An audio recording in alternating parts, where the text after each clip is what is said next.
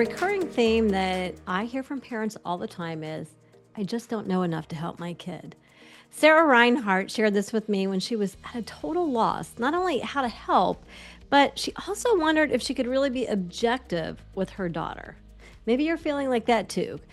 You're considering that, careers have changed a lot and there are a lot of jobs that you've never even heard of. There's an AI impact that everybody wants to talk about. And like Sarah, as she admitted, maybe it's been years since you were in the job market yourself. Or maybe you feel your child actually knows a little bit more than you do about this and they still don't have any traction. So, how are you supposed to help if you don't feel like the expert and you're full of self-doubt? What you don't need is more career knowledge. Let's just start with that. And actually, I don't think you need to have all the answers to be able to help. It's just knowing what to do instead. Hi, I'm Lisa Marker-Robbins, and I want to welcome you to College and Career Clarity. This is a space where we support families who they're in the preparation process of confidently launching their 15 to 25-year-old. There's a lot of different milestones and stages in there, but we all ultimately want the same thing, and that is what this community is all about doing together. So let's figure out what you can do when you don't feel like the expert, you're not sure what to do. We want to actually at times reach for that natural, easy, low-hanging fruit when we think about careers, right? I mean, really, like that's anything. So when we hit some tension in our body, it's like, what action can I take to quickly get some traction and fix this? It's only normal. And so when I say that, I'm not criticizing anybody because I probably have done that 5 times this week about something else other than career clarity. And when I see parents do this, though, related to the career clarity piece, I actually see them gravitate into 3 different buckets of what feels like it could actually make a difference. So the first one is centered all around their kid, right? This is about looking at their passions, their interest, and even their academic fortitude. Where they're showing up really strong at school, whether that's high school or college or, maybe somewhere else. But you see them having natural academic strengths or aptitudes or giftedness, right? And avoiding that which they are weak in, which we all have weaknesses. So let's normalize that, right? The second bucket, after focusing on their kid and how they see them showing up, is job optics. So it's really easy to dig into the data, right? What are the salaries that these jobs are making? And if we're able to predict job outlook, is it growing? Is it declining? What's happening in this field? Will it still be here in 10, 15, 20 years? Looking to see what that's predicting. And by the way, we don't have a crystal ball. And this one, it actually pains me. It's prestige, right? So putting prestige before the person is never a good idea, but it can feel comforting if who your kid's showing up as, maybe with that academic fortitude, would be tied possibly to something that carries some prestige with it. So first we've got the kid. Low-hanging fruit. They're in your house. You're spending lots of time with them. Next, we have job optics and data and information. And then the next bucket is outsourcing to time, to school, or a quick career assessment.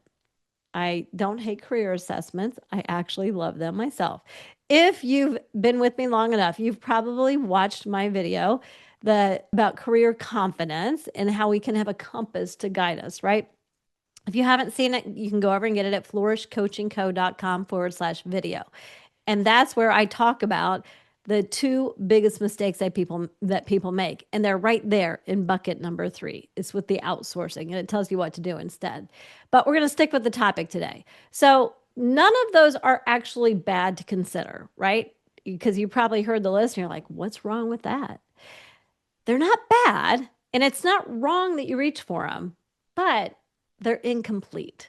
So what I want to do today, when you're faced with supporting your kiddo and you're not feeling up to the task, I want to give you a different lens that is going to help you see more possibilities, because the lens you use to look at your child, to look at jobs, to look at where that connection is going to determine how you and they see the possibilities in front of you. And what I find is a lot of people who start listening or are following along or are feeling stuck, they're feeling scarcity. They're feeling like there aren't possibilities and they don't know where to turn.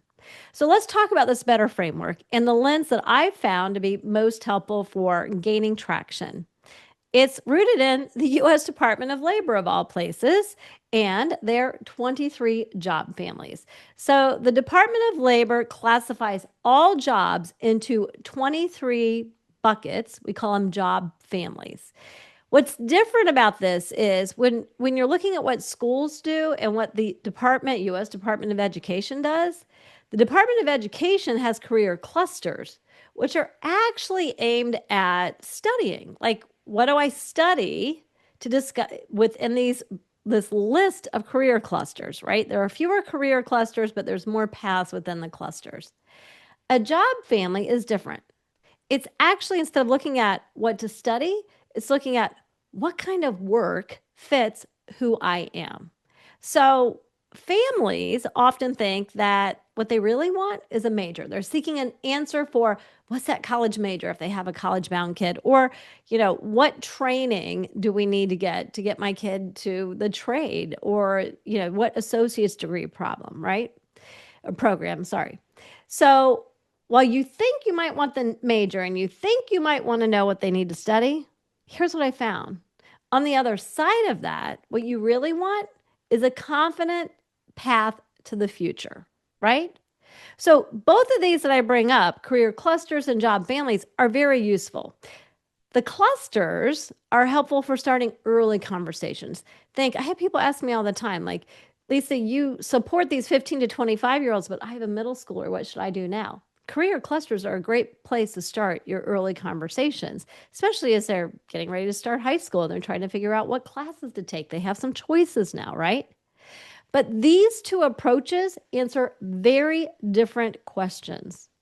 The career clusters, the Department of Education, our schools are always aimed at the graduation line. Now, with that said, I will say, I meet schools regularly who are starting to take a different approach, and this is just newly emerging.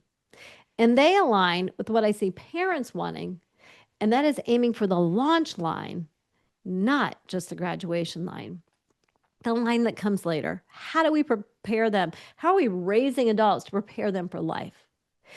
The difference is the timeliness of this lens, because the short-term focus is a graduation line. The long-term focus is the life launch line. So why do I love organizing careers this way? Because here's the reality, and you all know this, jobs are changing. They're actually rapidly changing more rapidly than ever before. But I'm going to tell you this, if you go back to the 17 and 1800s and 1900s, jobs were always changing, my friends, and people are adaptable. So let's keep that in mind. The jobs are going to change. The name or the title of the job is going to change. The industries are going to change. Those buckets, are going to look a little different. But the kind of work that energizes somebody at their core is actually much more stable. I've talked before about through lines and micro pivots. We're not going to do that in this episode, but that's the secret sauce. See, job families organize work, careers around something that is much more enduring, and it relates to self-awareness. One of our best episodes, most popular episodes, I won't say best, I'm not here to judge my podcasting, but one of the podcast episodes this year, 2026, that resonated the most with families is one about self-awareness being the secret sauce. So go back and listen to that if you want. It's episode 221. I'm going to put a link to it in the show notes, or you can go to Flourish Coaching Co. 221. Okay? Everybody's getting an idea of how we use our URLs around here. Okay, so the self-awareness that we unpack in relating it to job families is where you can begin to look through a different lens. So now, if you're wondering, like, okay, what are the 23 job families? We're not going to go in depth with them right now, but if you want them, I have a job match list that you can see, and it's what we use inside Launch Career Clarity. I put a sample of it together. This isn't something I'm selling. It's just to give you a peek at How do we relate wiring to these 23 job families that the U.S. Department of Labor classifies jobs into? So go ahead and get that. It's at flourishcoachingco.com/jobs. And that'll show you what the job families look like. It actually might be a great thing to do right now before you listen to next week's episode, because we're going to dig in a little bit more too. And I'll tell you about it in a second, about these job families and how they work. So here's what I want you to do as a parent, not just like know what the job families are. And don't try to become an expert or have all the answers. I want you, just as we just shifted our lens, I want you to shift how you're thinking about your role in this process. So instead of trying to have all the answers like Sarah was trying to have, I want you to ask better questions. Get curious. I want you to help your young person notice the patterns that are showing up in them that are rooted really in how they can explore jobs, not educational paths. We're thinking longer term here. So that shift to a long-term sustainability with this focus is what you want. I need to encourage you maybe first to encourage exploration before commitment. And then we're going to do this like trickle down effect, right? So I'm asking you, encourage exploration before commitment. And I want you to tell your child, and maybe you even need to tell their teachers or their counselor, but we're going to explore before we commit, right? And then as they do so, I want you to let loose the ideas that you've already had about this, about how they were born and where they're headed and what you want for their life. I want all of you to stay curious. So you need to stay curious. You're asking them to be curious. You need to stay curious alongside them. Because here's the deal. When our emotions rise and we feel that tension in our body, or that conversation becomes tense, or your kid moves into fight, flight, or freeze, I talk about that a lot. When the emotions rise and you become their emotional backstop, good or bad, we get stressed. And when we get stressed, we stop becoming curious and we start moving into control. Your role isn't to point them toward a career. It's to help them to learn how to think, become their co-thinker, their thinking partner, not have all the answers, and adjust the lens, adjust the focus. The world's changing, and I want to tell you, you don't need a crystal ball to navigate this. Your child, they don't have to explore every career. They need you to help them think well, deeply about careers. Now, next week, I told you it'd be useful for you if you go to flourishcoachingco.com/jobs. You download the 23 job families, because I want to show you something that I think surprises just about every family that I work with. I hear it in the emails. I hear it in social media. I get a lot of questions around this with our Q&As within our group. Careers are not nearly straightforward as maybe they look on the surface or as you're thinking about them. It's hard to break our linear thinking about this while designing a future fit. See, some of the best careers actually span multiple job families. And once you understand how to interpret that, you'll stop being boxed in to a way of thinking. And when you come out of the box, you're actually going to see a lot more possibilities. So come back next week. We're going to dig into really how to approach this design a little bit better. Again, you've got other resources here. Go back to episode 221 if you want to dig into career awareness. If you've never watched my free video, the Career Identification Compass, go get it at flourishcoachingco.com/video. And my friends, you're doing great. I'll see you again next week.